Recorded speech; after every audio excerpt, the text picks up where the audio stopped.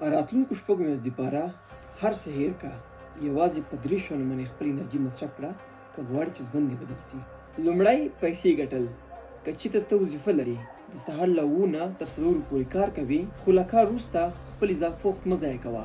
تحقیق وکړه، نوي فرصتونه ولټوه او داسې لارې پیدا کړه چې تا ته له بلې خوا هم عاید پیدا شي. دویم شی صحت. صحت ښایي چې ته خپل ځان سره څومره وفادار یې. که چېرته په خپل صحت باندې کار کوې، د خپل بدن او روغ صحت خیال وساته، ځکه هره لاسته راوړنه له روغ صحت څخه پیلېږي.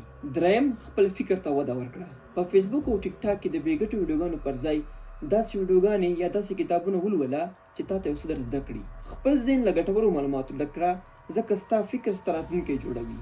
زه په دې باوري یم که 6 میاشتې په ځان کار وکړې، نو ژوند دې بدلېدلی شي. 6 میاشتې یو اوږده موده ده، دې کې ډېر څه بدلېدلی شي. نور نو ښه وخت که فالو مو کړمه، سبا بیا سره ګورو انشاءالله.